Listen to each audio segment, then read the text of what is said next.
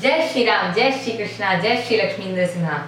So now I should explain three different bones: mandible, maxilla, and the temporal bone.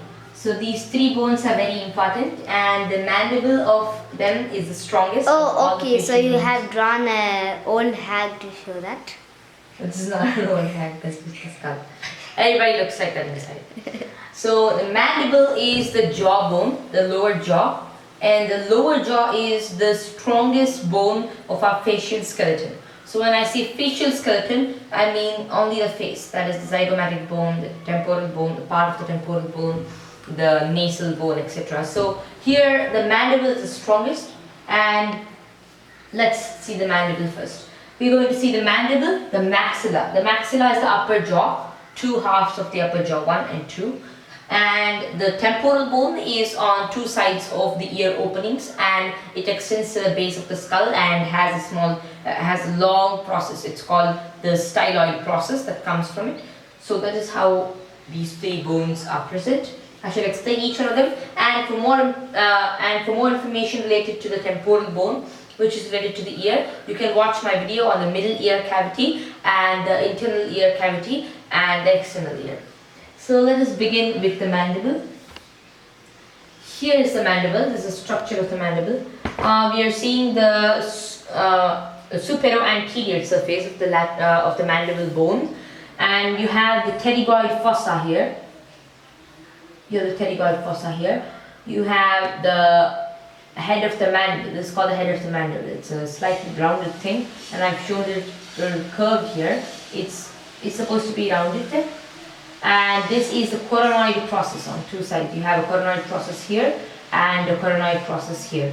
You have the mylohyoid groove that is present behind the teeth, like this. The teeth are aligned on the superior surface of the mandible, on the interior side. On the anterior side. So here is the sublingual fossa. It's here. The alveolar arch just curves here. The symphysis menti is a triangular space, the tip of the triangular space, and the mental protuberance is the protuberance in the triangle space present in the jaw. So you see the jaw has a type of a triangular space there, and that triangular space is shown as a mental protuberance here. And there's a small, circular block type of feeling there. That's called a mental tubercle. It's present in the bone and is covered by cartilage, and it's covered by it's covered by fibrofatty tissue. Here you have the incisive fossa, the oblique ridge. So oblique ridge is a ridge type of rough thing here, and this is the angle of the mandible. You see this cut type of thing here. It's called the angle of the mandible. And you have a large foramen here. It's quite large. It's called the mental foramen. You can easily see it. So here is the mental foramen, and the mental foramen has the inferior alveolar nerve, or the mental nerve. It's a branch of the mental nerve. It passes through it. So foramen are generally present for structures like nerves and arteries, etc., to pass through them. So here the mental nerve, a branch of the mental nerve, the inferior alveolar nerve is passing through the mental foramen. The mental artery, or which has a branch called the inferior alveolar artery and the inferior alveolar vein. These three structures pass through the mental foramen.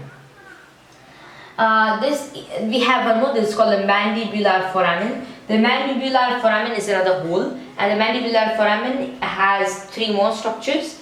The inferior alveolar nerve, and this comes from the posterior mandibular nerve, and the inferior alveolar artery. This is the first part of the maxillary artery, and the inferior alveolar vein. So these three structures pass from the mandibular foramen.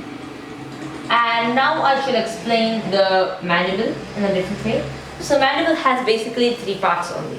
It's the body and a pair of rami. So rami are two extensions. So that's the pair of rami. Body and the pair of rami. So that's how it's formed. Here is the lower jaw. So that's what the lower jaw is called, the mandible. So I have explained the mandible bone. We shall move forward to the maxilla now. So maxilla is nothing but the upper jaw. The mandible is the lower jaw and the maxilla is the upper jaw. So here is anterior nasal spine, what you see here. It's a spine type of thing, and that is touching nose type of area. It's called the nasal bone area. And here you have the frontal process. It extends like this. It's a pyramid shaped bone. So you can 1, 2, 3, 4. So that's like somewhat pyramid, but not very pyramidal. So here is the frontal process. It extends like this. And we have the orbital surface here. So the eye comes a little closer to this area. The intra-orbital groove is here. So this small groove here. So this is a zygomatic process.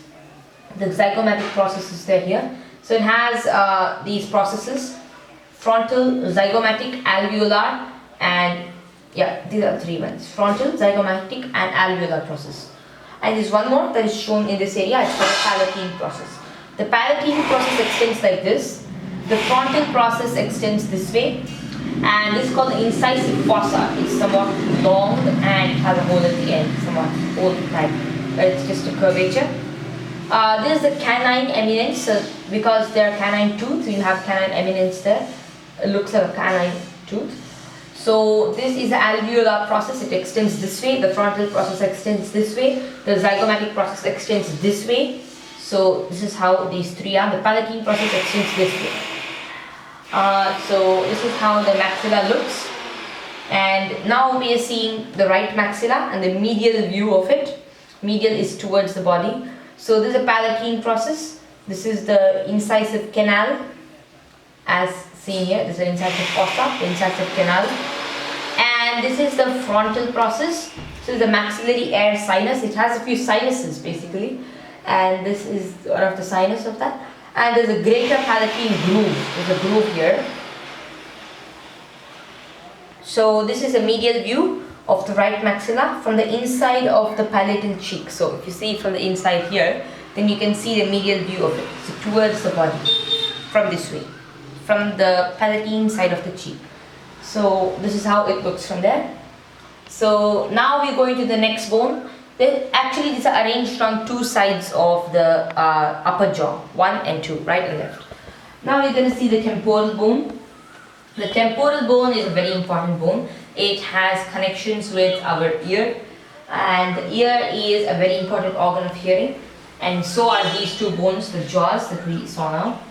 The temporal bone is part of the skull, and it is a bone which is present to the base of the skull, to the lateral area, and extending to the base of the skull. The styloid process, which I've shown is very small here, is actually quite long. It goes a little longer. And here is the external auditory meatus, what you can see here, the acoustic meatus. I made a video on this also, on the pinna, the auricle, the external auditory meatus, and the internal ear, the middle ear and the internal ear. So here is the ear, and this is the pinna, and this is the cartilaginous EAM, and this is the bony EAM. So when we say bony external auditory meatus, we mean it's a temporal bone. So the temporal bone has various parts inside, the petrous part, the mastoid part, or it's called the petromastoid part. They call it the mastoid process also. This is the tympanic plate, just beneath the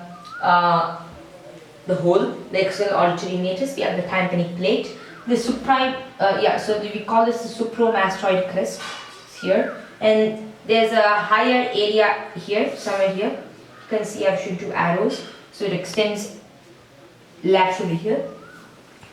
And next we have the other part, the interior view of the temporal bone. This is the petrous temporal bone. This is the zygomatic process of the temporal bone. It extends here. The styloid process extends basally. So you can see from the norma basalis view or even the norma lateralis view. So this is how it looks. And we have 4 processes: zygomatic, frontal, alveolar, and palatine in the maxilla. And we have the zygomatic process and the styloid process in the temporal bone. We have 2 rami and a body in the mandible. So this is how the 3 bones are present. So an overview of them would be that the mandible is the lower jaw, the maxilla is the 2 halves of the upper jaw, and the temporal bone is two bones. They are the two bones on the lateral side, extending to the base and hosting the ear and external auditory meatus. The bony part, the second to third of the external auditory meatus. So that's what you see here. So hope this video is informative. Thank you. Jai Shri Krishna, Jai Shri Ram, Jai Shri Lakshmi.